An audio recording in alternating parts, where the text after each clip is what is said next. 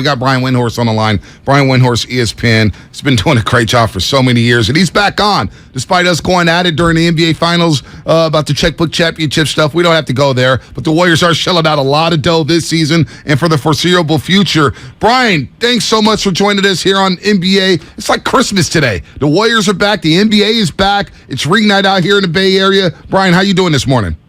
Good morning. How are you? We're good. Let's start here. And let's just nip this in the bud right away. Let's start with the Jordan Poole, Draymond Green situation. What were your thoughts on that? How do you think the Warriors handled that situation coming into the season?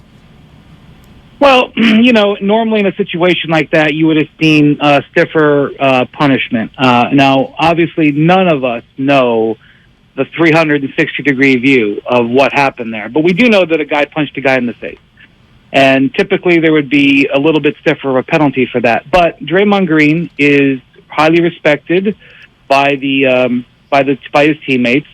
He has an incredible amount of equity with the organization, and so essentially he got a pass.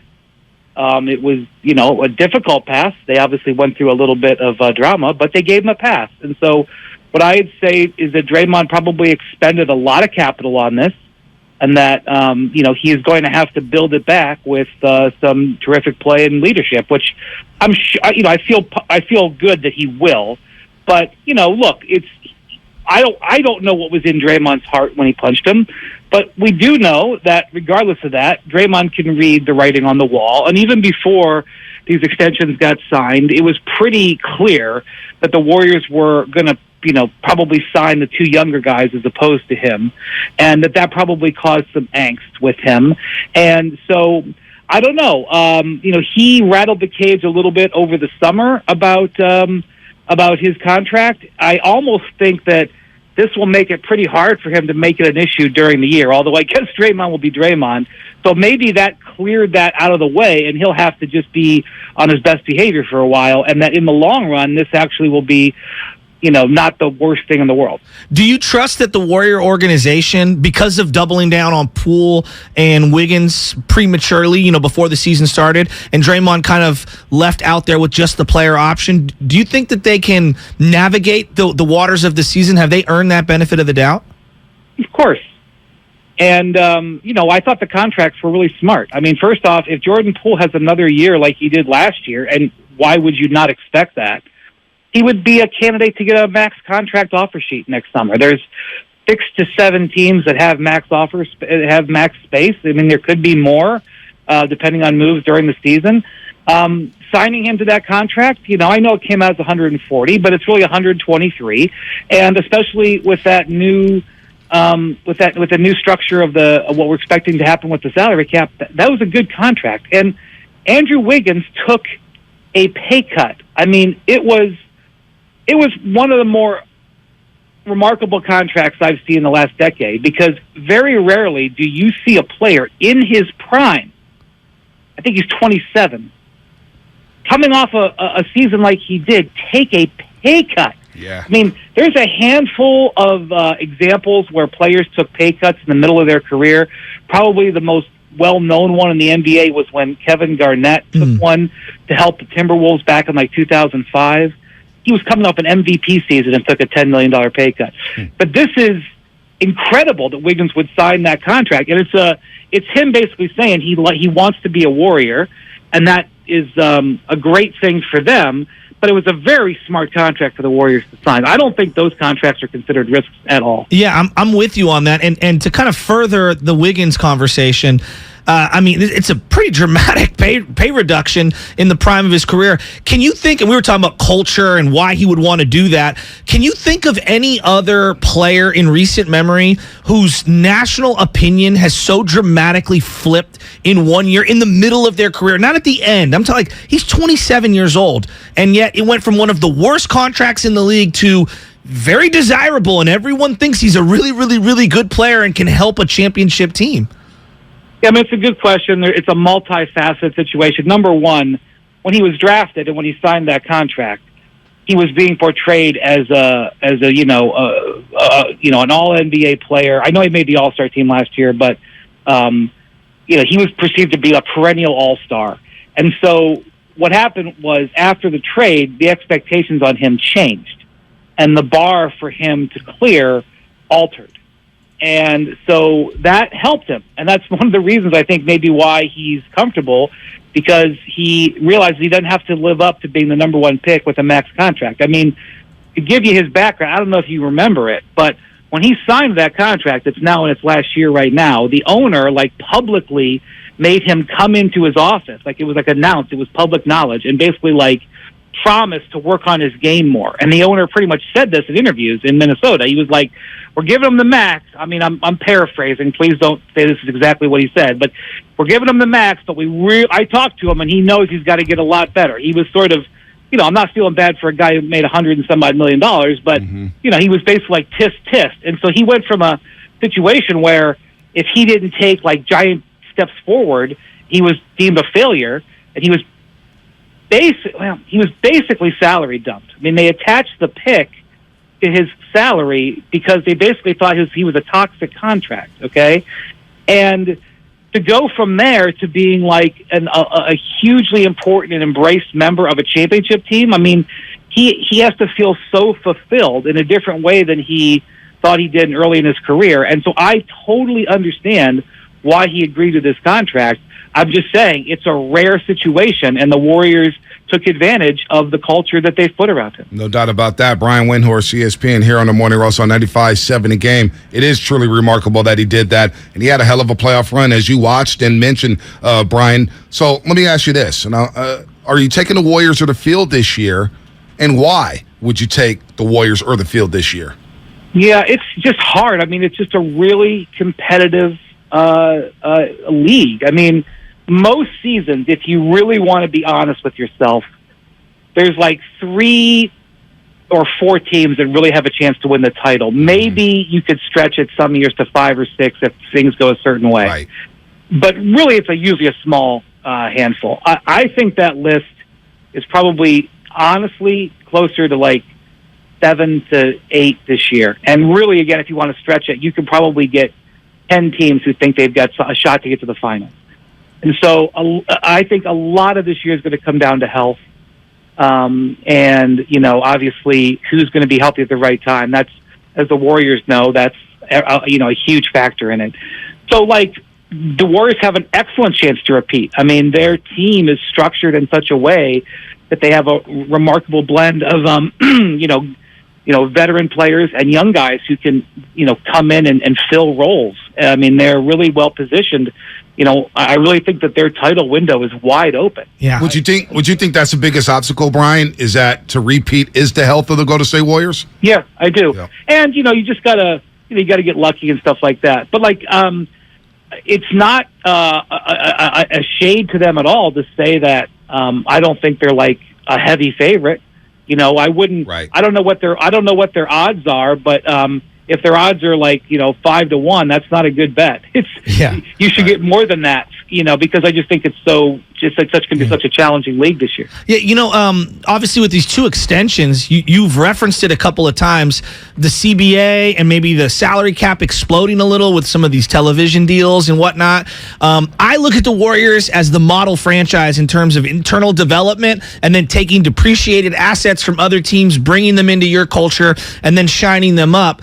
Do you anticipate any alterations to how the luxury tax is set up to where maybe they would reduce some of these tax hits on re-signing your own, you know, like the way the Warriors have done, where all of these guys that they're extending outside of Wiggins, for the most part, have been homegrown players that they've developed? Do you anticipate any rule changes, I guess, to kind of offset this huge tax bill that's staring them in the face?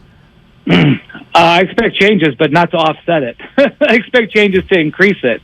Really? But the Warriors are in good position because, you know, any change that they would make to the CBA, they would likely not implement it instantaneously. You would likely get a couple of, a season or two to graduate yourself into the change. I don't know that to be true, but I'm just guessing that. Right. And so, you know, they're still well positioned for the next, you know, couple seasons, I would guess. But no, they're not going to do the Warriors any favors. The teams, it drives the teams crazy. I know that's you know, that's the Warriors' defense. Well, what about the players we drafted? And, I think the other teams would be like, sure, let's do that. Take Wiggins off the roster. That's the thing. Like that's what my point was last year during the playoffs. When the game, I think it was Game 5, where Wiggins was awesome. That was my point. Like the Warriors have Wiggins as because of their incredible might, and a lot of teams also see Wiggins as sort of the relic of the cap spike. The cap spike. All those contracts are long gone now, right? But the Warriors extraordinarily benefited from the cap spike. I mean, they put themselves in position to do it. They didn't break any rule, but they turned Durant into Russell into Wiggins, and so really he's a relic of the cap spike. His presence on the roster is really the difference that the other teams that irk them. Like, look. Tough. You know what? You can't beat them. Tough luck. You have all the access to the rules. But I'm like, fine, keep your players you drafted, but then you have to lose Wiggins. That would be under what their defense is. I mean, and the other thing is, I think it irritated people that during the pandemic that they reduced the tax bills for everybody. They say, hey, listen, we know you're not making any money. I mean, the Warriors got crushed. Chase Center just opened. They had budgeted for this influx of money. And so they said, okay, we're going to, I don't remember what the percentage was. We're going to reduce what you owe. So we're going to cut the luxury tax down because we got to make this easy. And then the Warriors went out and traded for Kelly Oubre. They were like, oh yeah, thank you for that savings. Now, we'll go spend another $30 million. Right. And so it's just that just irritates folks in the league. And I mean, I'm just telling you can say that that's not fair and it's ridiculous. That's fine. It just irritates people. But at the end of the day, the Warriors are raising the banner tonight. And it's so darn hard to win a championship in this league. And I tell people this all the time.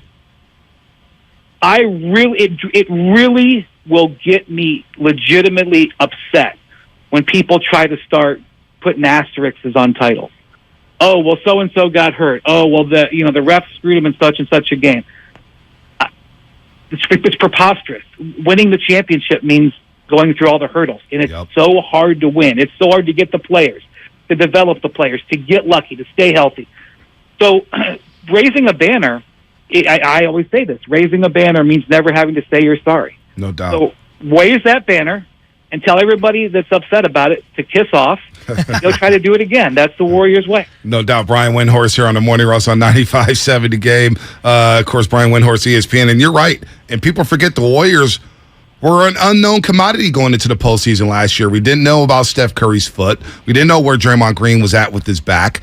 We didn't know about the rotation. How would Poole respond to playing in his first ever postseason? Or Andrew Wiggins, who was only playing in his second ever postseason, and they got it done going 16-6 in the postseason. One in the finals without home court advantage. Exactly. I mean, Steph, whatever he scored, 40 whatever in game 43, 4. yeah.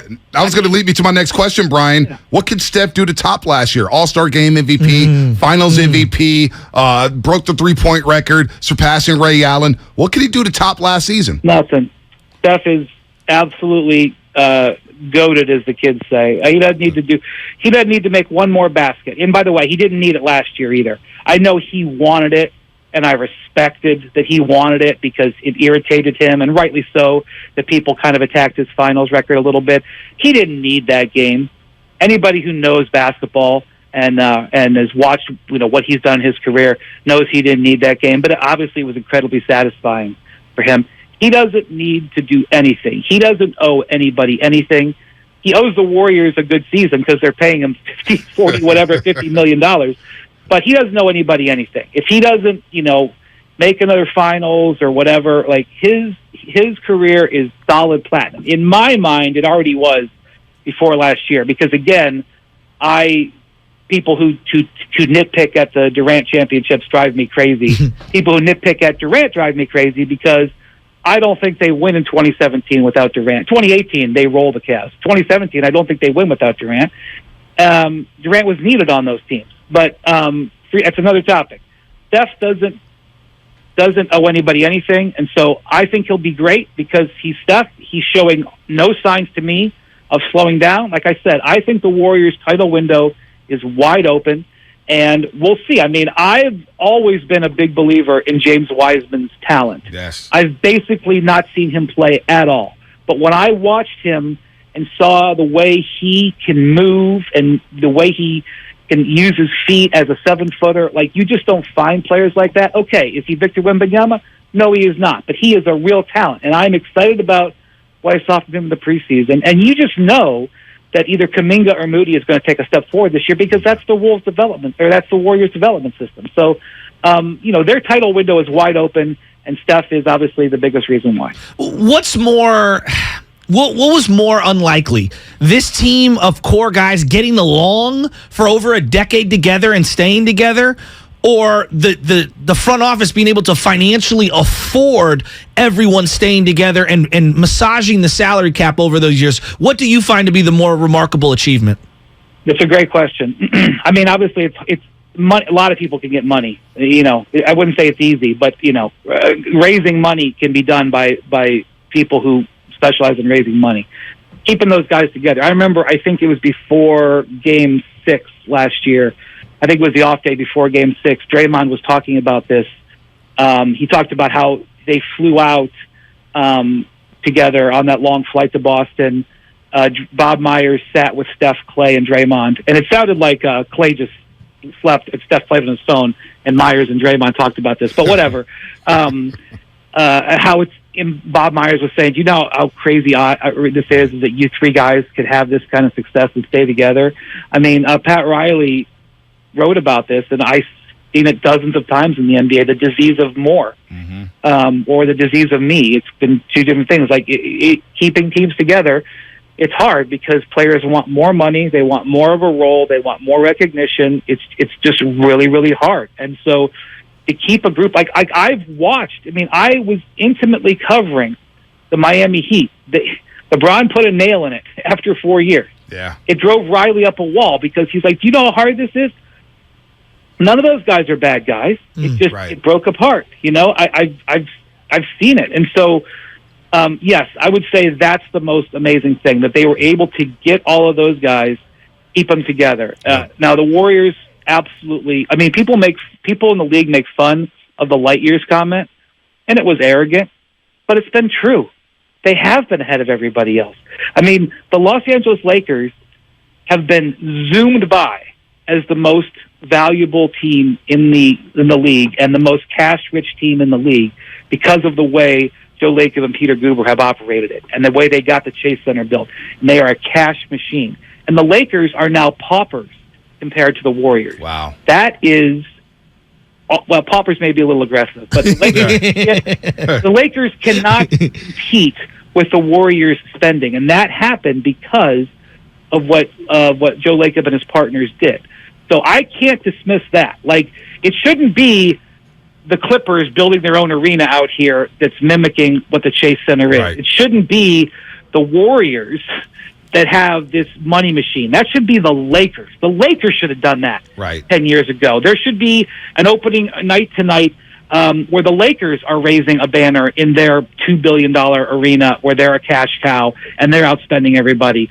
That should be the Lakers, but the Warriors outmaneuvered them. I mean, think of where the Warriors were in what year did they buy? 2010, 11? Yeah, 10. Yeah.